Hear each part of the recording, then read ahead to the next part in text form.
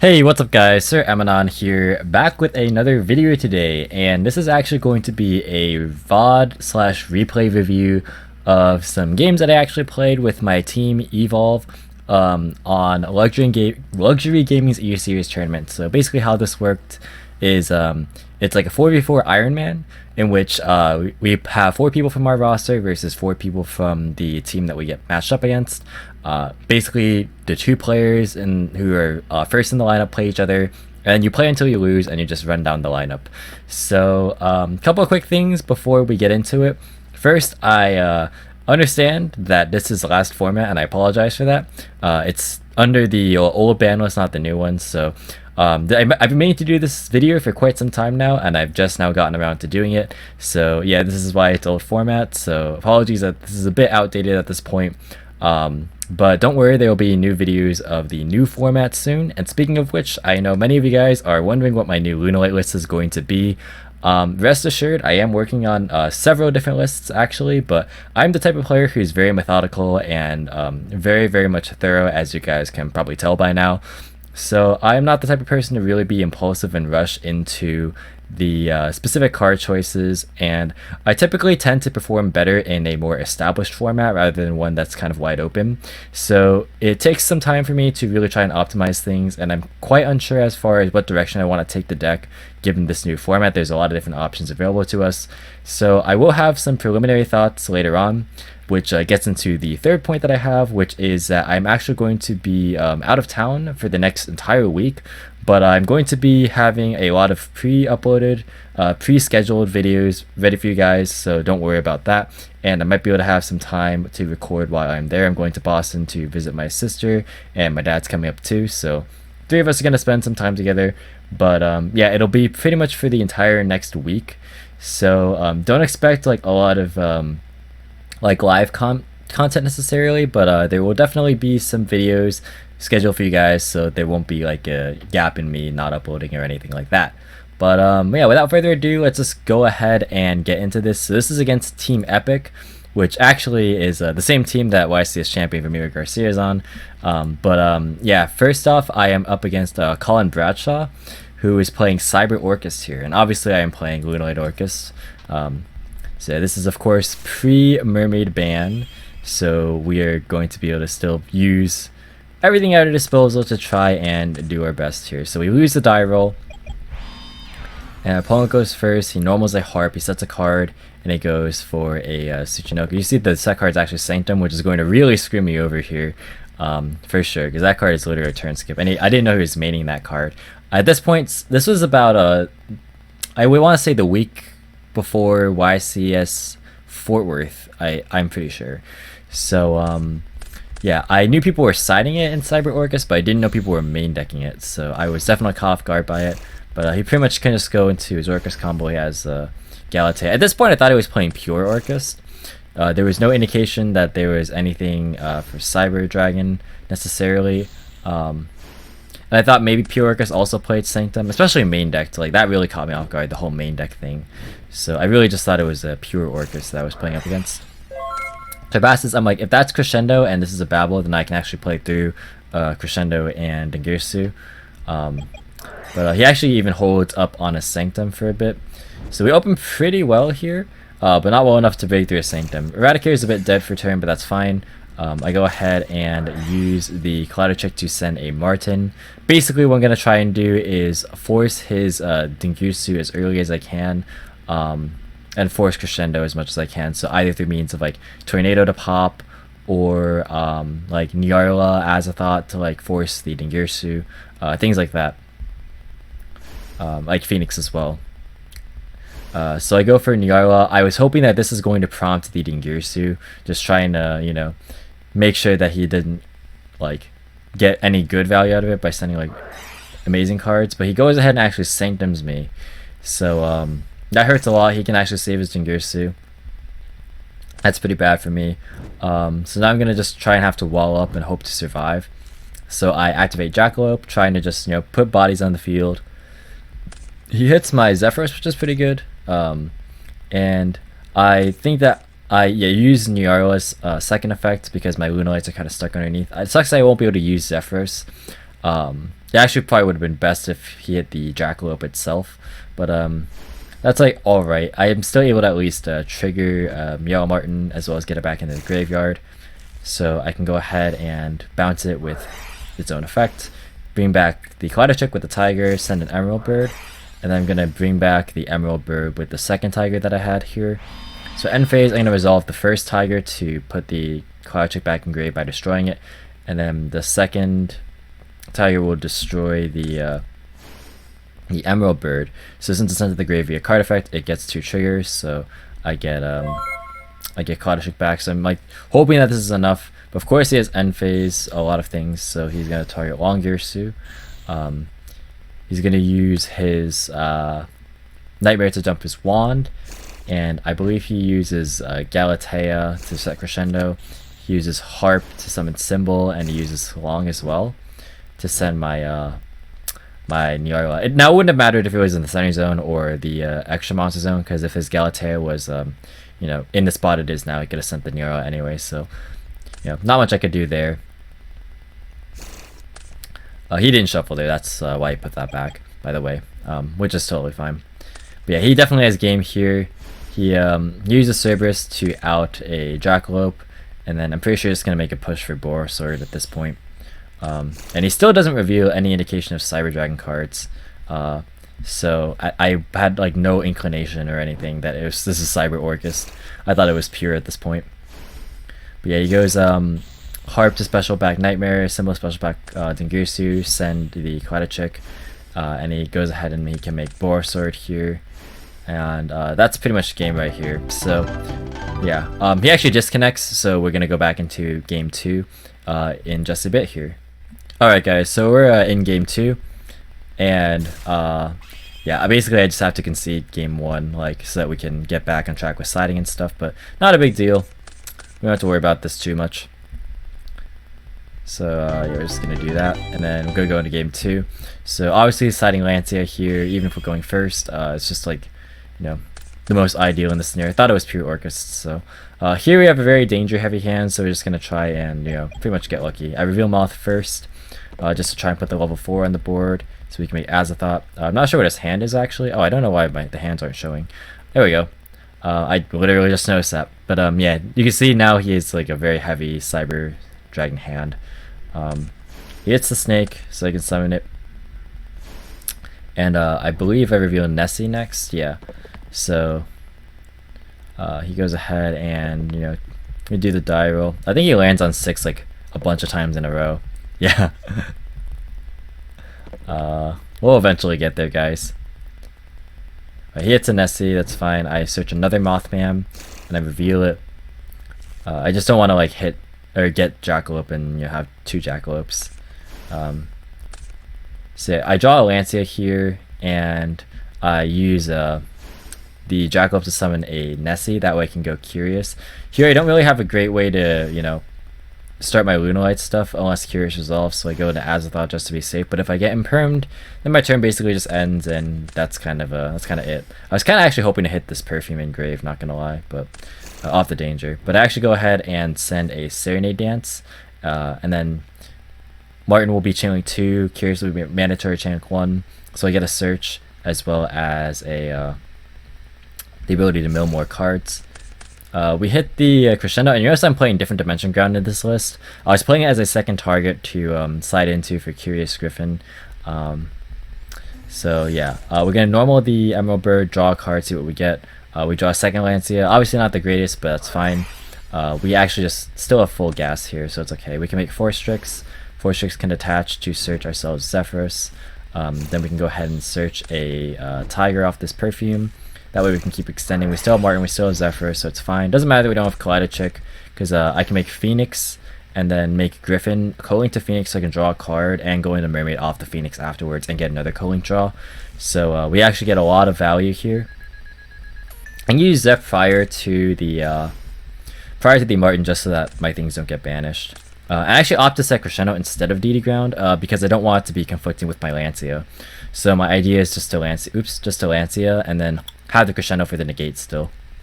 This way you get Babel, Crescendo, and Lancia, which I feel should be good enough. pitching goods off of this mermaid to get the Orcust Nightmare. I draw a Babel, of course, so that sucks. That means Galatea doesn't really get the value there, but that's fine. Still able to use Martin, and I can make a Dweller now. So we are in pretty good position here. Our Harp is going to special symbol. We can go ahead and make a second Galatea. This should be Longirsu. I later changed this to be one Galatea, one Longirsu. It literally doesn't matter except for the fact that Longirsu is better going second. So I end up changing my list later on, but yeah, for now I'm running double Galatea still. And I pass. I still have Tiger in hand. I just don't want it to get cleared by like a random Nagirsu or anything, so I just leave it in hand.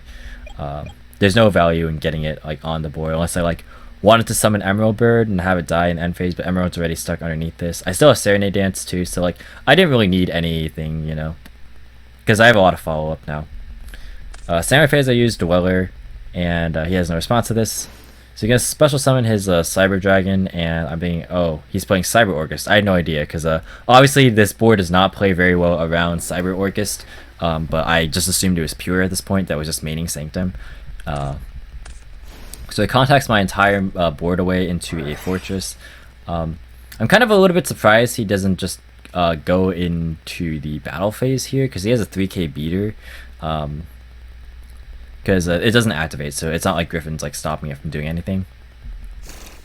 So he goes ahead and Normal's Core activates the effect. I let that go, that's fine. He searches an illegal target, so he just puts it back, that's fine. But he goes for Phoenix, and he forces he forces me to use my stuff because he's targeting Babel. He's gonna get a draw out of it. So like that's fine. I decided I would rather have Crescendo live than just to send because I have the Lancia. So like even if he resolves Mermaid, it's like totally fine in my opinion. He draws another core, so that's like not the greatest for him. But it is at least a light for Galaxy Soldier if he wants. I let Repair Plant go too. I just like am not too particularly threatened. I just want to save the Crescendo for something that will actually break my board. So he goes Mermaid, and then I figured that I want to probably stop this. Like, I know I just said that Mermaid resolving isn't like the most impactful here, but if I cut it off at this point, then that means that I can like resolve Lancia later in the turn, because like Lancia and Crescendo sort of conflict. So I can resolve Crescendo first, make sure he doesn't have the resources to just summon Galatea, summon Nagirsu, and then clear my board. So he goes pitch hers to summon Galaxy Soldier, but his Galaxy Soldier can't activate, and neither can his hers because he's under Dweller and Griffin. That's why I was wondering why he didn't go battle phase and just kill my Griffin. But he decides that he just wants to try and make the push. So I mean, to be fair, I guess the reason he decided not to was I had actually Symbol to revive Dingirsu anyway. Yeah, so never mind that. Ignore what I said. I'm not thinking for some reason. So it's gonna activate Nashter to pitch the remaining core, but he can't use it because Griffin.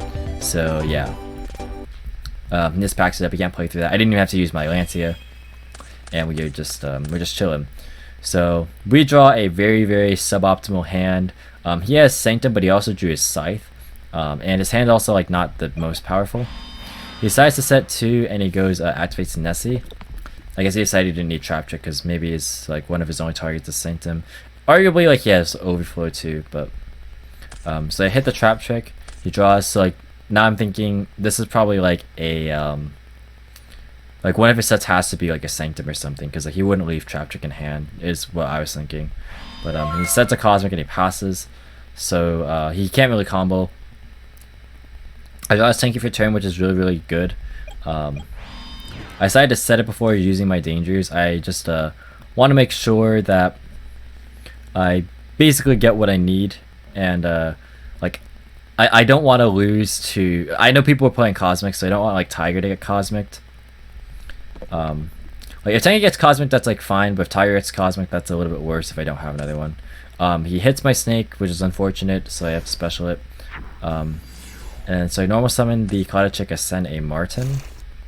And then I decide to go Phoenix straight away just to see what happens. Actually, no, I go and search Tiger first, and then I go Phoenix, I believe. Because my logic here is that even though I figure one of them is maybe a Sanctum, I like want to rather force it at this point. Because like, if he has Sanctum and he has Scythe, like he's gonna do it like at some point anyway. Like the pop doesn't matter because like Sanctum's such a turn skip anyways. Like there's like really no way to just push through it. So I kind of rolled the dice, and I actually get really lucky, and I hit the best possible card, which is Cosmic. At this point, obviously, I don't know he has Scythe yet, but we later infer that. So yeah, the Cosmic there, he didn't use on Tenki because he wanted to save it for Tiger. Because like if he used it on Tenki and a hard draw on Tiger, then that would have been bad. So I understand why he held it there. And I gave no inclination that I had or didn't have Tiger, like hard drawn. So yeah, killing the Cosmic is huge. Here we're thinking, well, like he has Trap Trick pitched, but he decides not to Sanctum it yet, so he doesn't have Sanctum, or if he does, then that means he already has Scythe. So we infer that like because he has Trap Trick engraved that I pitched off the Nessie, that means one of his set is Sanctum. But that also means that or it's Overflow, but Overflow is like much less of a deal. Like we're thinking worst case scenarios here. So we're basically saying that when I say we, I'm like thinking my team and I. Like just reviewing this VOD. So basically, because this Trap Trick was pitched off the Nessie, that probably means he has Sanctum set, like worst case scenario. But if he hadn't Sanctumed me at this point, that probably means he already drew Scythe. So like we actually correctly infer that in game that this one of them was Sanctum, one of them was Scythe. So we just don't decide to pop back anymore. We just decide let him see what happens. I go ahead and pitch a Nightmare to summon another Nightmare, and I go summon or Scale Tiger, summon Chick. At this point, I'm surprised he doesn't choose to use the Sanctum because he still has Lancia to be able to summon off of it. So I could have just like at any point used Heart, and like I'm sorry he just didn't go ahead and go for it right away. I used Chick, I used Martin to bounce Tiger, just trying to force through more stuff.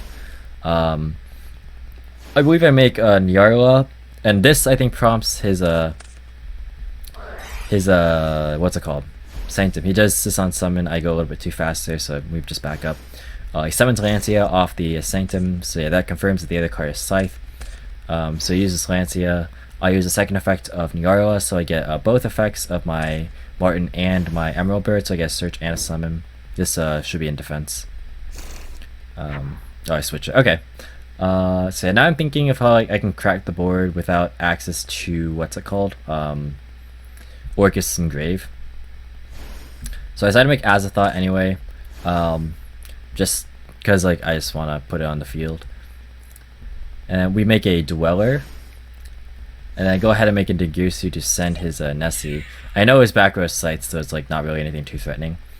We just attack with all our monsters, and the goal here is that even if he can contact me, it's not a big deal. It just puts most stuff in gray, that's fine. If he has Orcust plays, then I just have Dweller for it. So like we should be in a prime position to win this game. So I draw him on standby, and he has Emergency, so he does open a Cyber card, or draw a Cyber card for turn. So he grabs himself a Core. So he is able to contact me, but he can't really get a whole lot done here. Like he can clear parts of my board, but I don't think he can clear my Tiger, which is like the real lingering threat. So he like Mega Fleets me, he has Repair Plant. He can go Nasher. Like he can summon Nasher too, but like his Nightmare is not gonna do much in Grave. So, and like he can pitch, yeah, but like he doesn't have any other cards to like pitch for a Nightmare play, like Nightmare Phoenix or anything. So I draw Imperm. I was actually testing with main deck Imperm, after seeing I have a Mirror's Initialist actually. So yeah, I was like playing around with that a bit. So I have like insane Tiger follow-ups. I haven't used Zephyrs or Force Tricks, I believe, so I'm pretty much able to just kind of pop off here. We know the back row is like very much going to be a Scythe, so we obviously aren't gonna do anything to that, and we just go ahead and attack, and yeah, that's the game right there. So that's gonna be the first match. So the way this works is that because I beat the first person in this lineup, we were both the first player. I get to play against the second person, and then I'll play until I lose. So we'll see you in that game. Alright guys, so we're back in match 2, and we're up against Aaron McInnes here, and he's on pure Orcust. So yeah, we're just waiting a bit for like the whole thing to start. And yeah, we win the roll and we go first. But this is gonna be a bit of a rough one. This game 1 goes fine, but games 2 and 3 not so much. So we have the awkward combo, but we have it. So we have basically Foolish plus Serenade is combo. Foolish Goods is also combo. There's like not ideal combos, but you do what you gotta do. We pitch Zephyrs to summon Kaleidotech from deck. We're gonna dump a Emerald Bird. We're gonna go for the other combo. I like this combo sometimes more, especially because we already had Serenade Dance. So this gets you like into the Orcust combo without having to commit a Martin. So we go Azathoth. We use Kaleidotech to send Martin, and this is just Orcust combo right here. I ditched the Imperm if my memory serves. Like both these cards are really good. You could argue that maybe I shouldn't have, but Foolish is also another extender, and it will actually be relevant later on. But I ultimately end up deciding that the extension is better since I probably can't get hand trapped at this point. So I make a Dweller, I make Galatea. My friends are thinking he's probably on Orcust or of some sort, so that's how we build our board accordingly. I do believe I still run Appaloosa in this build. Yeah, I do. This is like one of the last times I was still running it. But yeah, because of this Foolish, I was able to get a Harp Engrave. That way I could use the World Wand off the Orcust Nightmare. That way I can go into a second Galatea, which is pretty good for me. It allows me to pretty much do the full setup with Galatea and Dingirsu, whereas if I didn't have Foolish or if I pitched it, I would just have Galatea. And I think Appaloosa is only really good if you have Dingirsu or some way to protect it, or protect the Appaloosa. So yeah, I think this is okay. So I draw her in standby, and he ends up scooping. He doesn't show me what he plays, but I still have a strong suspicion he's on Orcust. So yeah, we go ahead, we draw Lancia, and we like our hand looks really broken, but he actually also has a really good hand. So yeah, he sets his instant, reveals a dangerous snake. I don't remember what I hit. Oh, I hit a harp, I believe. Yeah. So I Lancia him. He goes for an instant fusion, and he summons a Winda. He makes Cerberus. Oh yeah, he goes ahead and I believe just makes Sting. He pitches Nibiru because he draws a summon limit, and summon limit's a pretty good draw for him. It's gonna like really cripple my play. So yeah, I was not expecting him to like have summon limit as like a flood that he would play. So it's definitely going to hurt a lot. So I go ahead and search Emerald Bird so I can pitch Serenade Dance, draw into more cards. We special from deck, and I believe I send a Martin, and then he goes summon limit, I believe, at this point here. I don't actually quite remember how this match goes. Yeah, so he's okay with the Nyarla. I go Emerald Bird effect, and I believe for summon limits me there. Yeah, so that's like really bad for me. I don't actually have a way to extend past that, and we pretty much can't do anything. Foolish for Zephyrs just to get it in the grave, and then I think I just pass. He draws a second Deed to Crow, which is pretty bad for me actually. So it like definitely reduces my ability to like come back. Although honestly, he can just kill my Nyarla, so I'm never really able to make Phoenix or anything unless if I like draw Babel and draw like Orcust cards, which is like a lot to ask for. Meanwhile, he can just keep playing on my turn. He's gonna go main phase 2 into another Galatea, so I believe that is a second summon, but he can go ahead and grab himself a Babel to start playing on my turn. And that bypasses his own summon limit because he can like just keep playing on my turn. And he's gonna use his DD Crow on Zephyrs too. Because I'm pretty sure he just doesn't want me to get Tenki back, which is fine. I draw Impermanence, which is pretty good. That means I can like lock out the summon limit. I just have to fade one turn. I go ahead and use Kaleidotech, and then I go Martin effect to target Tiger. He doesn't DD Crow this, he just lets it go. I think he's just waiting for like Orcust cards, which is fair. So here I'm just hoping he can't kill me, but yeah, he goes Symbol Revived in Girsu, and he does, I believe, go for the back row. Yeah, he targets the back row, or not target, but he just tells me he sends the back row, and I just scoop at that point. So that's going to be really important, the fact that he blind hit my back row with Dingirsu at that point, because that's actually going to mind game me really hard in this third game, which, spoiler alert, I lose this one. So we go first, and our hand is alright. This was before I really thought about playing around no material. Like, I was aware of it, but I didn't actively play around it, which is definitely going to cost me here. Although, come to think of it, I didn't really have a great way to play around it, because like I can't, like, even if I was playing Derimadol, I couldn't make it here. Like I had no way of making it. So yeah, I was actually kind of just screwed no matter what. I don't think I could play it around no material with this hand. Trying to think, like unless I played a generic Dark Link 2, like I can make like Underclock and I can make like Neuro this way, which I think that's like the only way I could have done it. But I think at this point I was running, yeah, I was running Derimadol, I believe, in this list, and I was not able to play around no material because I didn't play like Underclock or Beat Cop or Wee Witch's Apprentice or anything like that. So no Link monster basically that I could just make here for free, apart from like Phoenix. So I opt to go for Nyarla, and what do you know, he has no material, and that sucked a lot. So yeah, I use Nyarla's second effect, I misclick here, and I use Martin to add the Serenade. And this is gonna suck, right? Because like every card in my hand besides Perfume wants to be engraved, or even Perfume wants to be engraved, but like all these cards need to be engraved for me to do anything. So I go ahead and use the Perfume to get Martin back, and on resolution he goes and DD Crows me, and that literally just kills me. Like I can't do anything, and his hand is actually just insane. He drew Engage for turn 2, so he can like engage for Hornet Drones and get his full Orcust combo right there, and he has double Minecon, and he has Harp.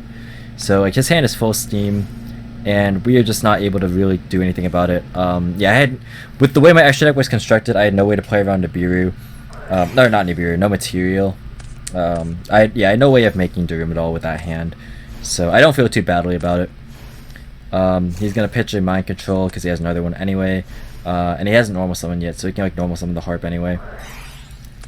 He Mind Cons, and then I believe he just makes a Boros Sword. Yeah, and he goes Nightmare to send the Symbol, if I memory serves. Yeah, Symbol Revive, and then he goes Harp as well. So he could have done a number of things here. He could have like Harp summon like a we forgot how he could have had a lethal. Oh yeah, he put a Symbol back, I believe, with Gala, so he could have like Harp summon Symbol, Ding send Martin, Symbol attack Mothman, and then Boros Sword attack Dinguso attack. That's 8600. So he had like game here for sure, but he like actually just doesn't go for, he actually just messes it up.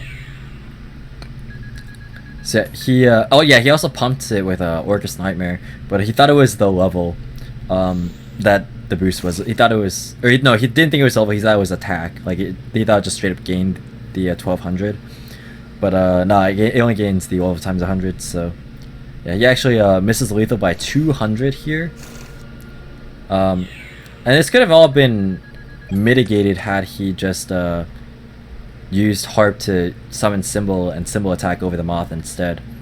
But he goes into Long Goose to just have more disruption on my turn, and I draw a Call by the Grave for turn. I draw the card that I needed last turn. So like my thought process is, okay, he did end phase like send with Jingusu, so I'm like, alright, I'm gonna set Serenade as a bluff, so he like, you know, uses his Symbol, and then I'm gonna like Call by the Grave in end phase. That's why I don't set Call by the Grave here. But he just doesn't opt to do it. So like that was just the total opposite line of what he did game 1, or game 2 rather. Game 2 he like end phase did everything, and this game he just end phase did nothing. So like that made me upset in the fact that I got like incredibly mind gamed there. Like I got so mind gamed, it was crazy. But yeah, he just goes battle phase attack, and then he just attacks the game. And yeah, that's all she wrote. So yeah, we lose this one, and it was up to my teammates at this point. Unfortunately, they don't end up carrying us. My second teammate Brandon, he ended up beating Aaron, and then beat I forget the third player's name. I apologize for that. Yeah, he won those two, and then lost to Cam Neal, and then my other two teammates also lost to Cam Neal. So our entire team basically got bodied by Cam, and I lost to Aaron here. But good games regardless. I think, I don't know, it was kind of just an unfortunate situation where I couldn't play around the no material game 3, And I probably should have boarded in like hate for floodgates, perhaps. Like maybe board in like Twin Twister for some limit or something. But yeah, the mind game also hurt. I'm not sure if it was a misplay or if it was just me getting outplayed, or if it was just, I'm not sure. What do you guys think? Would you guys have like followed the same logic from game 2 and just try to do what I did, or just like set the call by the grave instead? Because yeah, I'm not really sure. Like it totally just destroyed me. But yeah, that's gonna be it for this VOD review. Again, I'll have more content on the new format under the new ban list with like deck lists and videos and stuff. So be sure to stay tuned for that. But other than that, thank you guys so much for watching this video. Really hope you enjoyed. If you did, be sure to leave a like as well as any thoughts or feedback in the comment section down below. Feel free to subscribe for more informative and competitive Yu-Gi-Oh content. And if you want to, you can follow me on Discord, Twitter, or Twitch. All the links are in the description as always. And once again, thanks for watching. And until next time, I will catch you in the next video. See you guys!